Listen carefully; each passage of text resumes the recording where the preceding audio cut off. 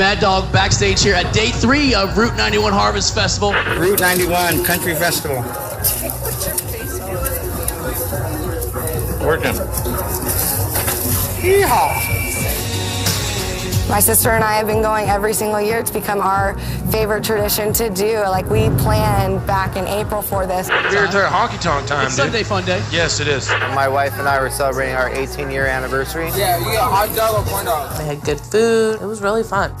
Everybody was having a good time. We had just gotten one of those really good, like, freshly made pretzels. Give me a hot dog. Come on, Jenny. We're going on break. We're going on lunch. We'll be here until 12 midnight. We got the man, Luke Combs, in the building. What's up? How we doing? Oh, man, how you doing? I'm good, man. Hanging in there. How's Vegas treating you so far? Oh, I hadn't been here too long, so good so far. So far. Beautiful Vegas night. Beautiful people, smiling, dancing. Sitting down with the band right now, Big and Rich. What's up, John Rich, Big Kenny. Tonight, 6:35, main stage here at Route 91 Harvest Festival. You better be here. Let's sing it together. Because the party is coming, baby. Sing God bless America. We stood up there on the stage at Route 91. The whole crowd singing God Bless America. Put the phones up and the lights on. And, you saw one of the most powerful moments of American unity that you can possibly see. Sing it now, say God bless America, my home sweet home. And it was a phenomenal time. Smiling faces, everybody was singing the words.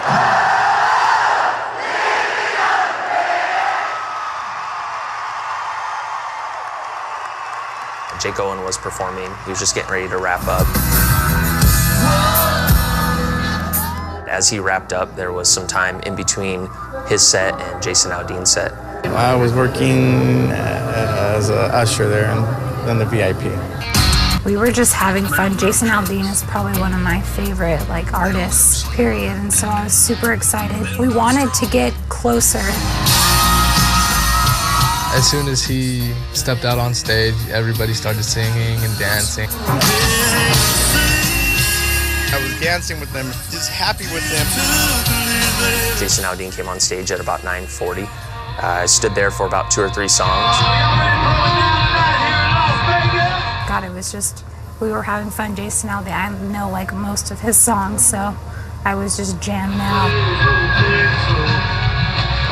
It was like another concert, right? I mean, he's starting out, everything is good, everybody's coming off of a big high with the previous band, and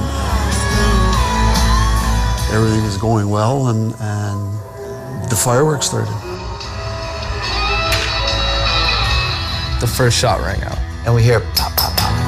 Yes, you heard I was put on to the metal. Jason was still playing.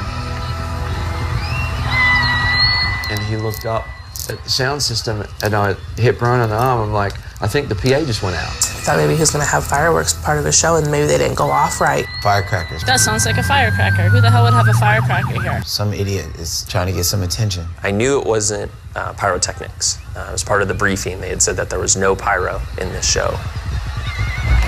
All right, what y'all say we pick it back up just a little bit?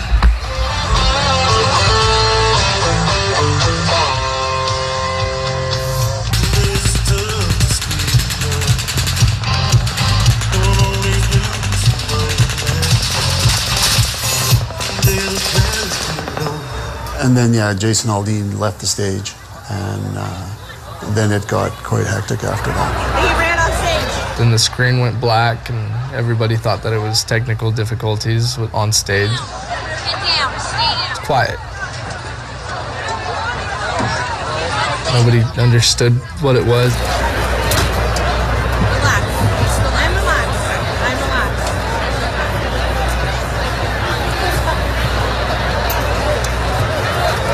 Why did it take more time? We were all standing there, and all of a sudden we heard. I flew back.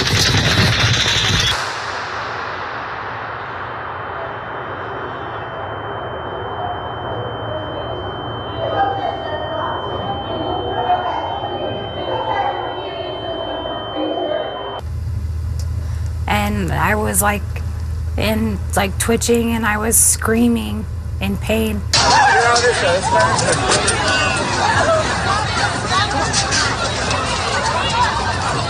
We're being under attack. And then somebody started yelling, you know, somebody's shooting, somebody's shooting. Everybody finally realized that it was shots were going off. And we all just dropped down on the ground. I was just trying to get as low as I could to the ground, because that's hard to do too. Because of course being overdue and big old belly. It had a smell when it hit something, a metal thing. It smelled like burnt wires or something burning there. You could smell the smell in the air. But it wasn't hard to figure out what it really was.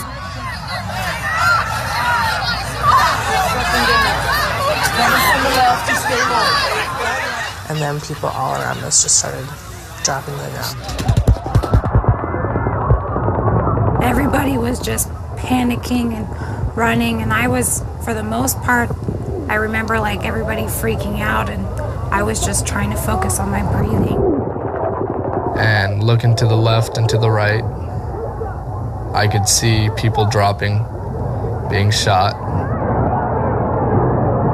And I can recall one woman that was shot in her shoulder.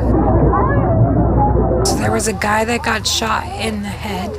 Jake just kept telling me, don't look, because he was really bad. Stick together, I got you, girl. Don't worry about your phone, stick in your pocket. And as soon as I got within 3 feet of her, I just stepped in a pool of blood. You're good. Tell you that. And it was at that moment I knew that it was real.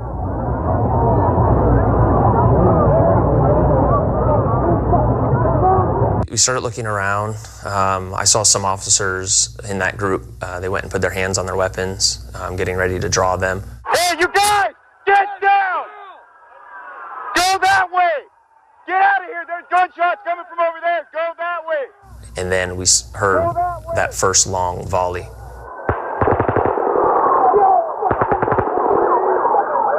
I was right behind him when that started.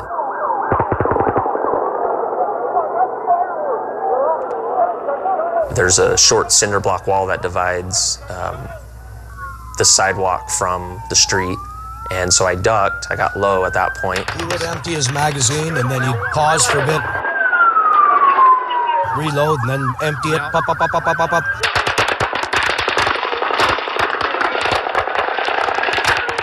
16910 means we got shots fired. 415A at the Route 291. Sounded like an automatic firearm. I have a police radio. Automatic fire.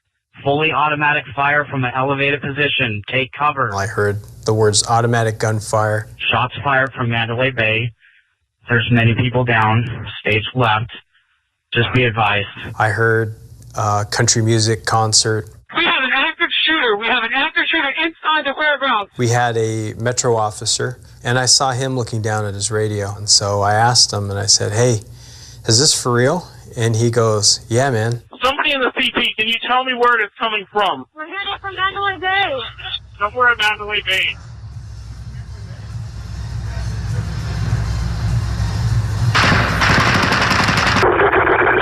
Call the police. Someone's firing a gun up here. Someone's firing a rifle on the 32nd floor down the hallway. Copy. Hey, it's on 32. Stealing guy out of the way.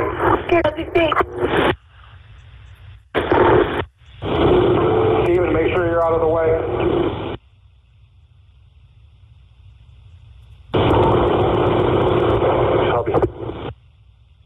My sergeant sent me a text saying that there was an active shooter at the Mandalay Bay.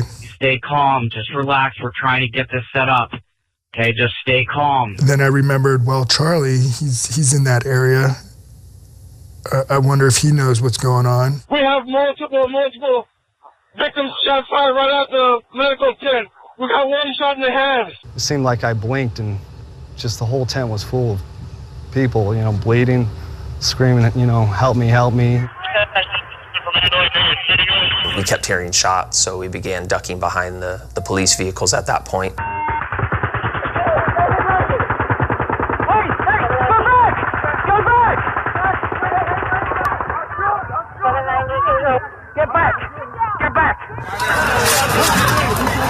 We're running past bodies. There are people pulling their friends, and they're screaming and crying and pulling their friends into cover. And I'm running past them, but I'm pulling them. I'm like, have a bunch of people that I'm trying to get to safety. We need to stop the shooter before we have more victims. My mom is turning pale, and her eyes are rolling in the back of her head, and I'm sitting there watching her, and I mean, that was just horrifying. Everybody's crying, everybody's screaming. And retired firefighter came over to us, and he said, if you want to live, you need to get out of here right now. And we refused. We said we weren't going to leave our mom, and he said, you will die if you stay here. He goes, I will stay here. I'm trained for this. I will stay here with your mother. You're good. Kelly, you there? They kept carrying me, and we kept having to drop because we kept hearing rounds.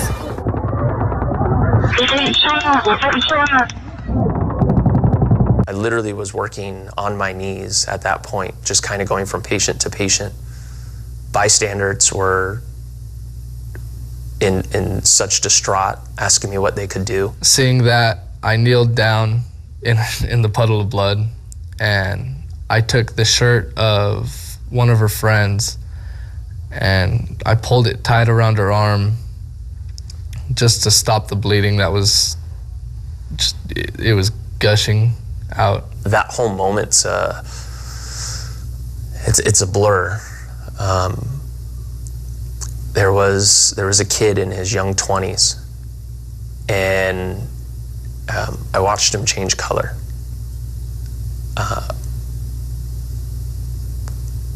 I would say that I trained to watch people change color, and so it wasn't as hard for me. But even in that instant, it was hard to know that he wasn't going to go home. We worked side by side to triage the first girl that I worked on. She was the one that had a through and through in her leg, and we stopped the bleeding and got an IV in and everything before she went off. We're making tourniquets out of blankets, but I'm running out of blankets. I remember tying that tight just to act as a tourniquet. And as soon as I did that, I told her friends to get her out of here as fast as possible. 3 miles, 4 miles. I'd say, I don't know, we ran just forever. We finally got to the medic tent, and there were just people piling in. We have multiple casualties, GSWs in the medical tent. Multiple casualties. I was a little concerned when they started talking about the carnage. I got an officer with a gunshot wound to the neck. But in my mind, I'm like, Charlie, he's fine.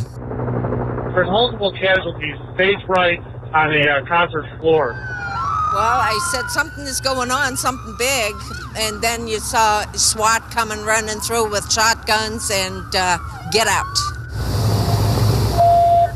790, I have 2 strike teams, 13 officers total, 2 sergeants. All units, SWAT can utilize TAC 1. SWAT use TAC 1, it's now open. 724, I have a 4-man element, 29th floor, west side. Control 020. 020, go ahead. Stay set on the suspect's door. I need everybody in that hallway to be aware of it and get back. We need to pop this and see if we get any type of response from this guy to see if he's in here or if he's actually moved out somewhere else. Copy. All units on the 32nd floor, SWAT has explosive breach. Everyone in the hallway needs to move back. All units move back.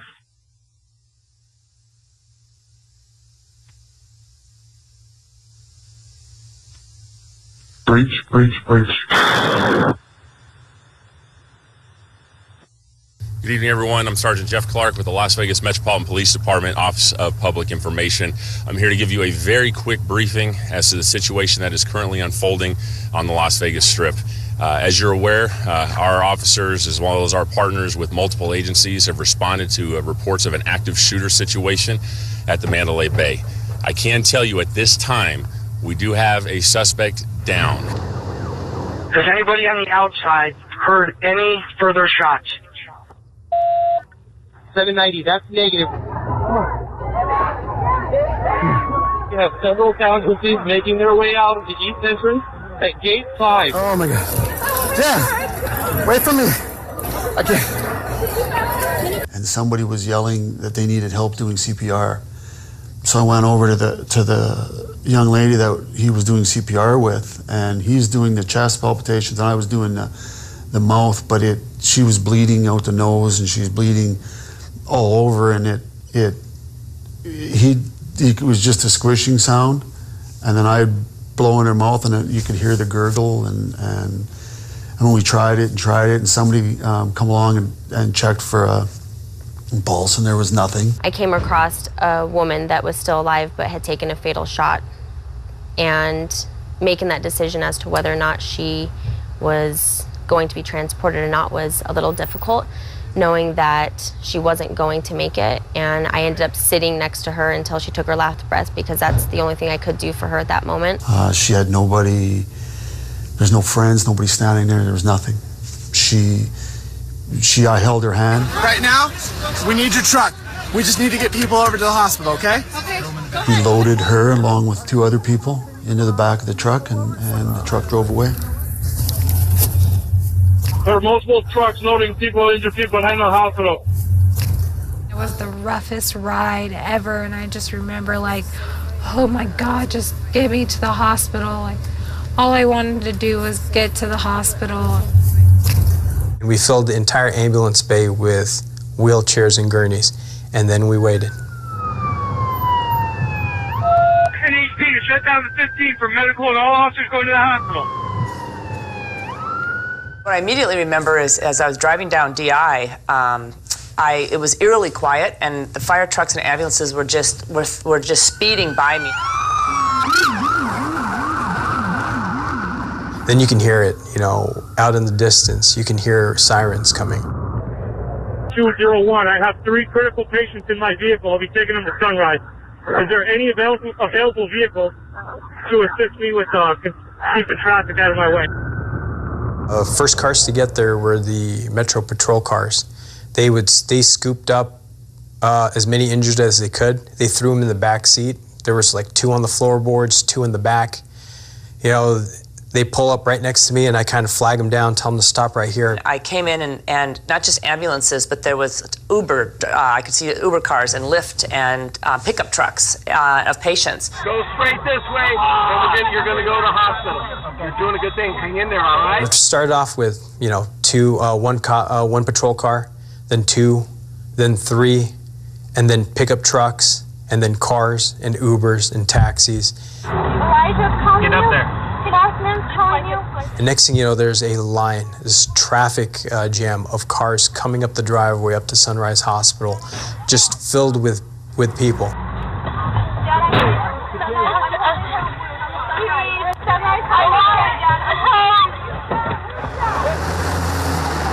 NHP to shut down the I-15 off-ramp to Tropicana. There was a moment when I said a silent prayer and just said, you know what? We can do this. So the people who are going to die within seconds or minutes, these are your red tag victims. And then there are the yellow tag victims, or people who are they'll probably make it through these first few minutes, but they probably shouldn't sit more than an hour, otherwise they'll probably die too. And then there's the green tag victims. Those are the ones who are, the walking wounded. They have a graze wound to the leg, maybe a gunshot wound through the hand. They're not going to die from it within the next few hours. And black tags are people who are dead. I pushed a lot of bodies into the hallway, and that was something that I've never in my life would think I would have to do. And unfortunately, there was a good number of them that I pulled out of a car that night that were obviously dead. We broke rules, and we had the pharmacist go down to the pharmacy and grab every vial of those 2 drugs to put people to sleep and drugs to paralyze them. We got to the hospital. I just remember people just lined up on the walls. I mean, so many people in multiple rooms just packed in blood. I mean, the floors were just covered in blood. I was sitting there and I was having a lot of trouble breathing. So I told Elena, I said, I need you to call Jesse. I need you to call him and I want to talk to him and tell him I love him in case I die.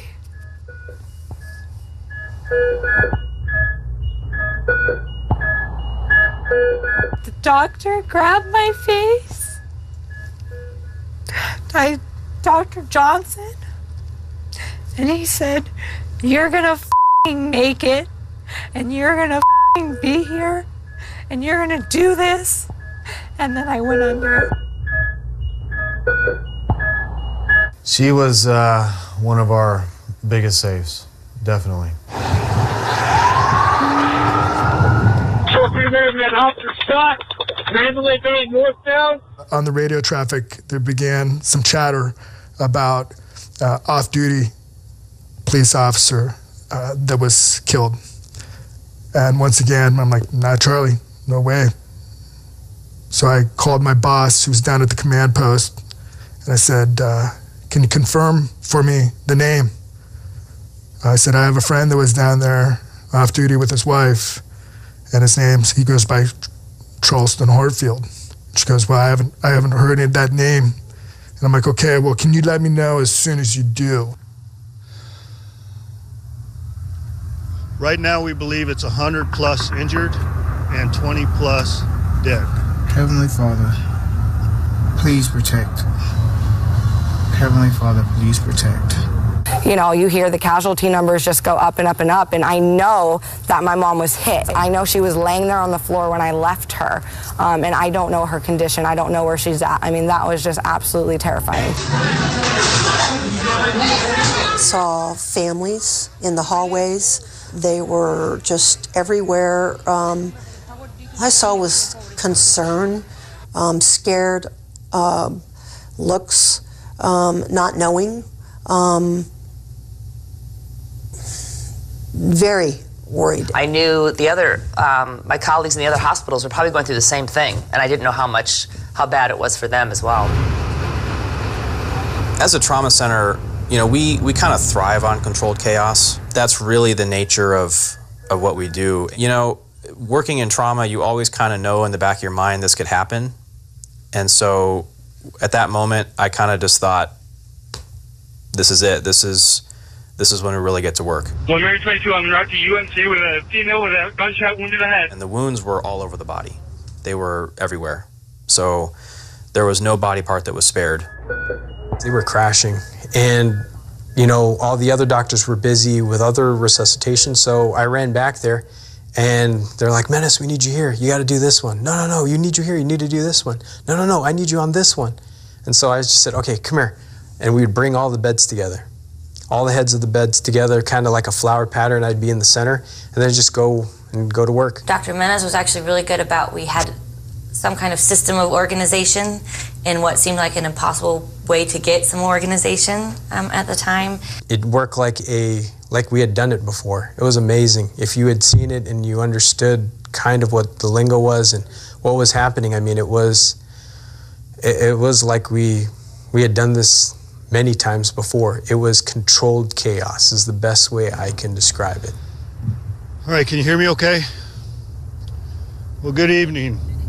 Yeah, I have 2 police officers that are currently at the hospital, and one of my officers was off duty attending the concert and lost his life. An hour later, the phone rang. I was like, oh, boy. So I picked it up. And she goes, it was Charlie. I started shaking. Knew right then and there that I was going to have to start processing that this person that was very special to me was no longer with us. I've never had to be in, to make a makeshift morgue, to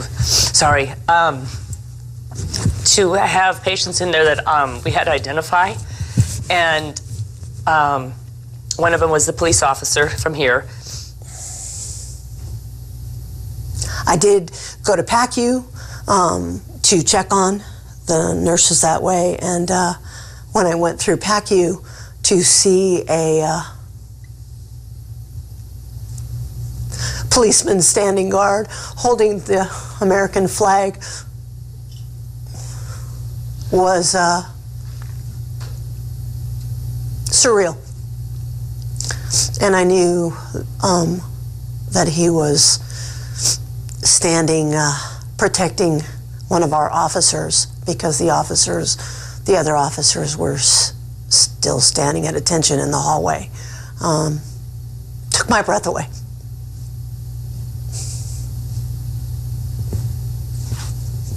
Sorry.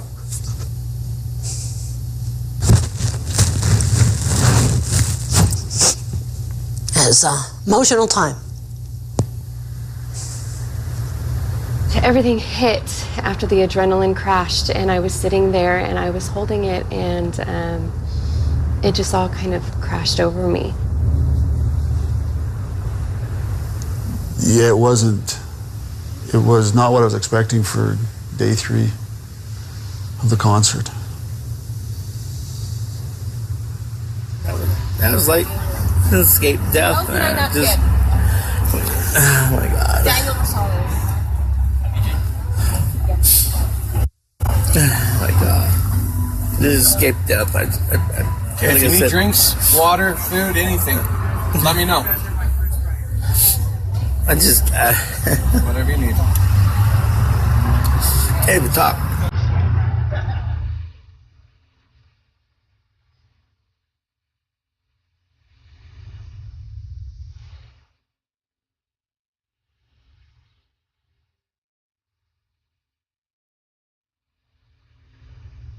The number of people that have died associated with this event has increased. Right now we're using the number of 58.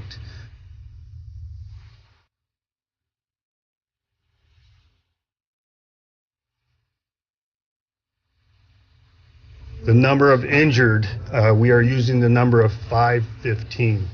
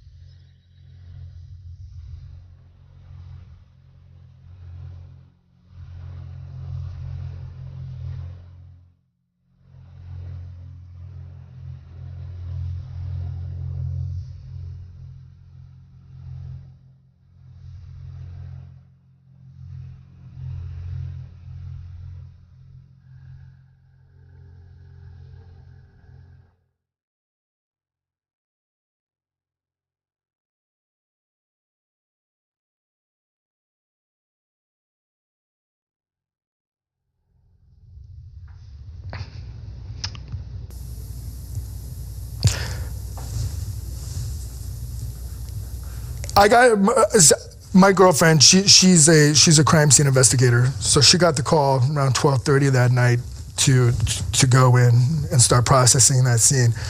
And then when I was en route to the command post, I remember her calling me and her telling me, because her job, naturally, she's seen things that even I, as a police officer, with the time that I have on, can't even process.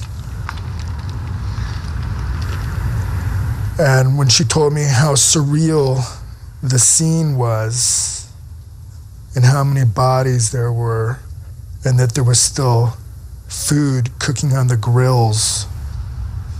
When I got home, it never, back to the place, we all stayed up that whole day and just watched it over and over on TV and trying to make sense of it, trying to understand it. There's going to be literally a unique version of this for every single patron at the concert that dealt with this craziness. The day after the event, I didn't get home till about 8 o'clock the next morning. And we still weren't sure exactly what, or for me, I still didn't exactly fathom what had just happened. got about 2 hours of sleep that morning. I woke up, did what every person does when they wake up, grabbed their phone, and I made the decision to go onto Facebook real quick. And I started seeing messages that said, "Rest in peace, Cameron." One of my friends was killed. And so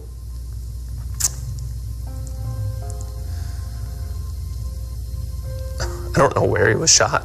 I don't know the details of where he was standing. I know Cameron was probably somebody that was very close to the stage. I never saw Cameron that night. My fiance opened the door and we just stared at each other. We didn't even say a word, and we just kind of looked at each other, and I was just like, "Can you give me a trash bag?" Because I have blood all over me. And I just kind of went into the shower and stood there for a while. Kind of took it in, and just can't believe something like that could happen, you know. It was unlike anything I'll ever go through in my life.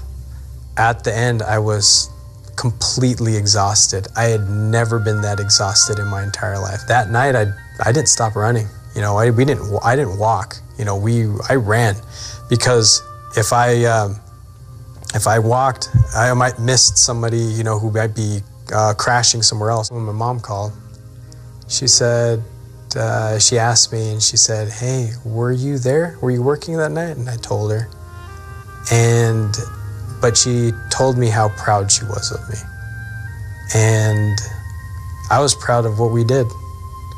You know, I was proud of what the whole hospital did, what the team did, what the city did.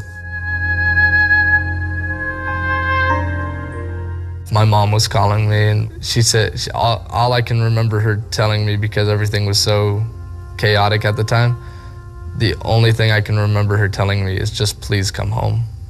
Just please come home." That was it.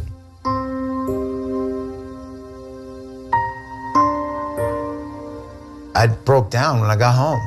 This was so real, and I just started crying, man. Nobody kind of even realized, I think, the severity of the situation, what had actually had happened, until we left that morning. We're thankful we were in the spot we were at. We said that 100 times.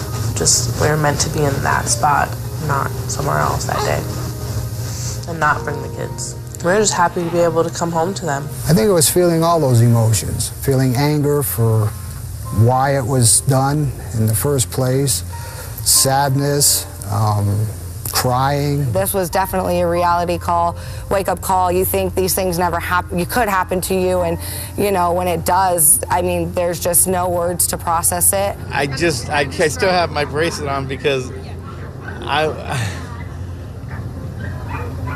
and I don't know, I have it on because it's just so I know it'll get better later. I want, you know, it's helping me out a little by little. It just, if I take it off, it's, how do you explain it? Yeah, I'm letting go right away. I don't want to let go. I want to feel better, but then if I take it off, it feels like I let go of a lot of people that I want to make sure everybody's out of the hospital. Everybody that was injured out of the hospital, okay. As soon as the last person's out of the hospital, I'll take the band off. And I think what's been hardest for the staff is now that it'll never be over, but now that the patients are going home, they're being transported back to their cities, and next day it was business as usual. And business as usual has a new look about it. Monday, October 2nd, is a day that's forever changed my life.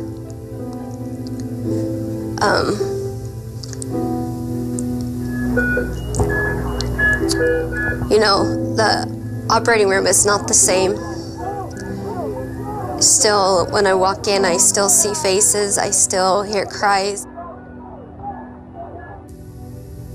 Charlie was so larger than life, because everything that man did, he did for his wife and son and daughter. That night, in a hail of gunfire, Charlie's last actions spoke for him.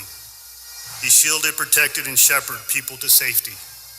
he took actions to save lives. I just could not process that a little teeny tiny bullet would find its mark and drop this giant of a man. Charlie was the kind of man that gave this agency heart. He was a mentor, a coach, he's a professional. More importantly, First Sergeant Hartfield, he epitomizes everything good about being an American. This loss of what was truly an exceptional human being. Knowing Chucky and having him as a friend made me a better person. And then I was taken back to his family. Because I know how much he loved them and wanted to protect them and wanted to ensure that they had everything that he probably didn't have growing up in order to be able to ensure their success. I'm proud of you. I love you. I looked up to you. Even though I'm older, I looked up to you. I think the first thing that I would have said to Charlie is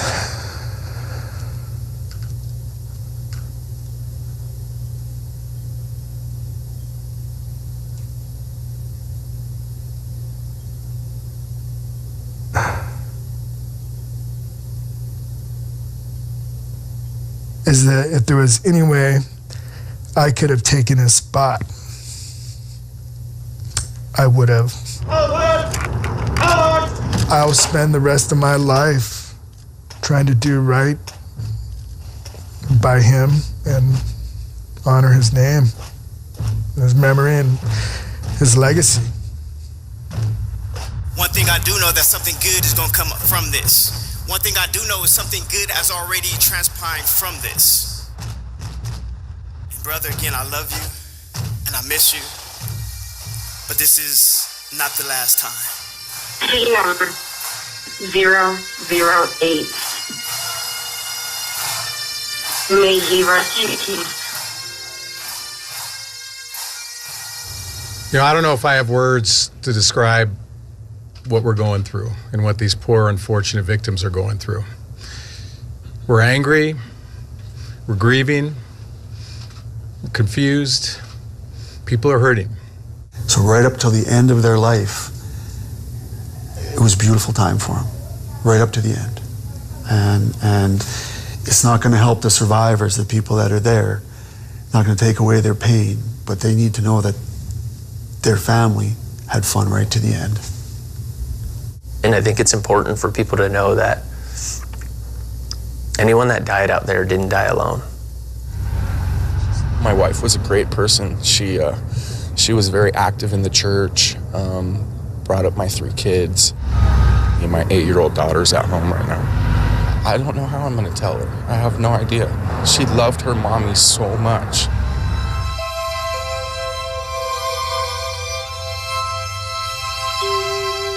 We struggle for the words to explain to our children how such evil can exist, how there can be such cruelty and such suffering. But we cannot be defined by the evil that threatens us or the violence that incites such terror. We're defined by our love, our caring, and our courage. In the darkest moments, what shines most brightly is the goodness that thrives in the hearts of our people. Dear God, watch over our mommy, and we hope she's having a great time with you, and we hope that she sees Brookie have a long, wonderful life, and she will think about you every single day. Right? Amen.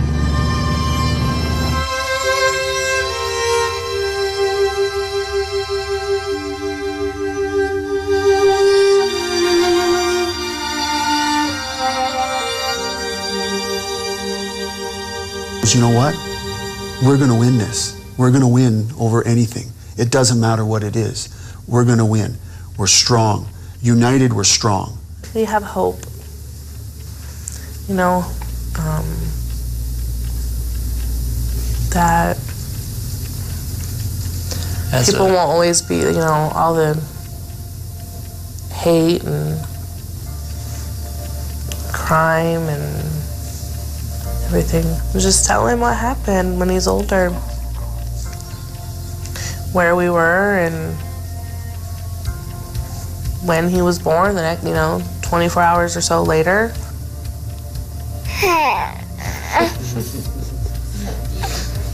Between the first, responders, nurses, families, Las Vegans, everyone, it's been the most amazing thing I've ever seen in my entire existence. It's not just, they went through a tragedy and Vegas is strong. No, this is real actions that occurred, after a huge tragedy like this. Everybody stepping up to be the hero that's inside them.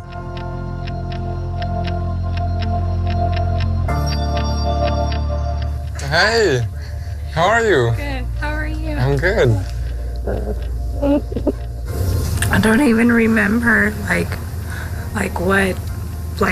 did you carry me?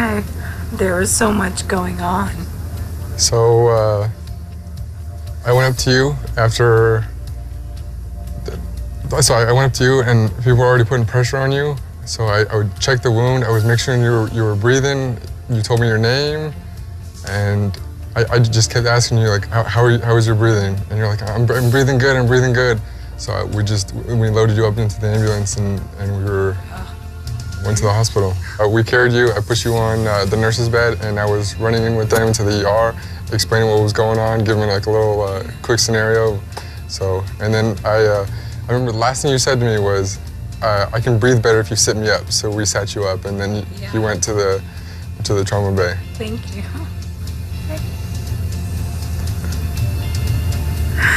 It's just amazing to me, everybody who was a part of saving my life. So, thank you. You're welcome. I'm glad you're okay. Yeah. Everybody came together that night. These man-made mass casualty incidents, they really are the absolute worst of humanity and what humanity has to offer, but they also bring out the best of humanity.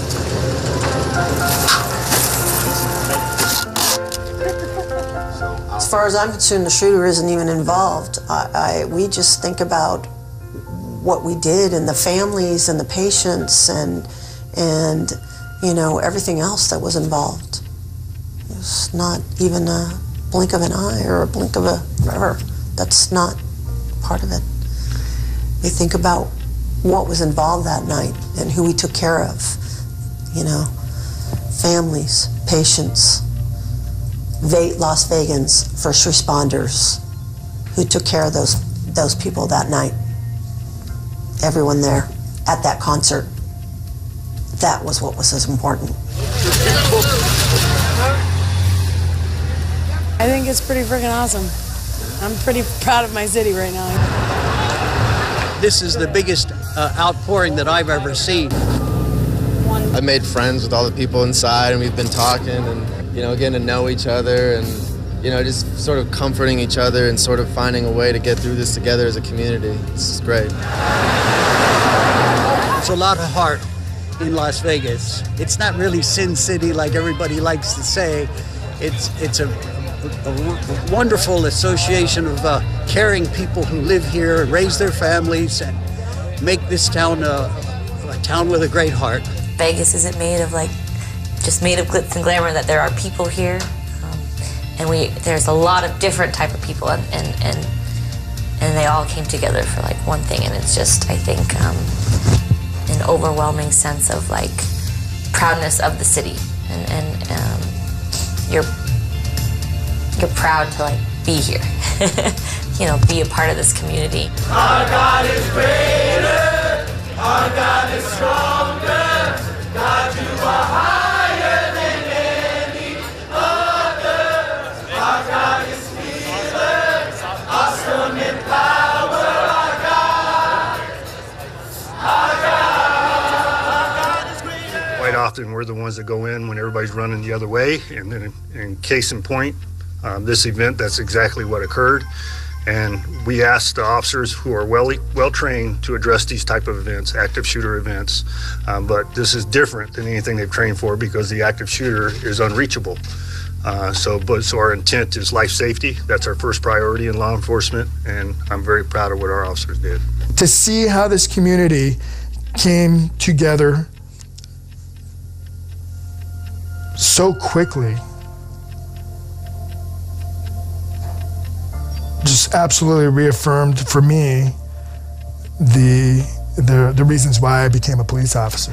Welcome, Sergeant William Mott, Officer Tyler Peterson, Officer Levi Hancock, Sergeant Josh Bitzko. Not many places, I think, could have come together like this and then do that. And then to see like these entertainers and, you know, the hockey team taking a, you know, having that ceremony in the opening game. I mean, these are people who are wanting to highlight what we do. Dr. Syed Saqib, Dr. Michael Chang, Nurse Destiny Andrade. First responders and what they've done, it's their finest hour.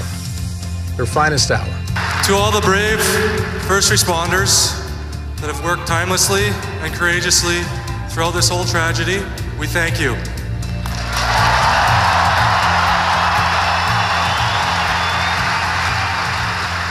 Las Vegas always steps up in time of need, and they're showing it once again.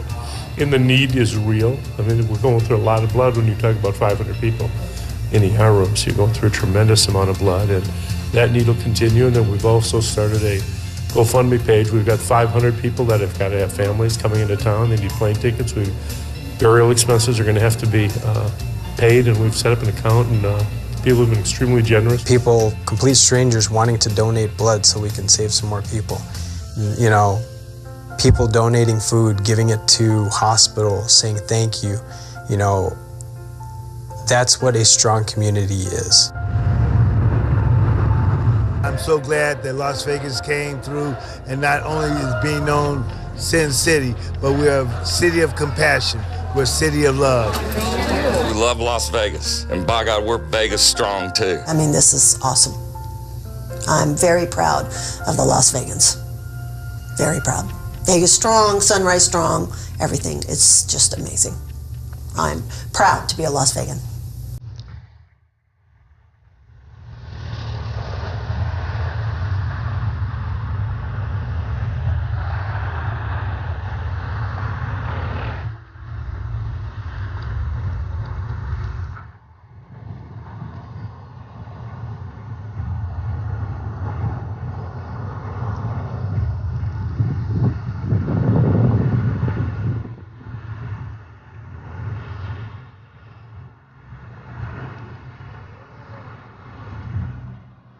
There are thousands of heroes that night, you know, and no one could have saved all of these people by themselves, but as a community, you know, we saved all of these people from this tragedy. It's difficult when people come up to me and hug me and say, you're a hero, or you call me a hero, because I don't know how to respond to that.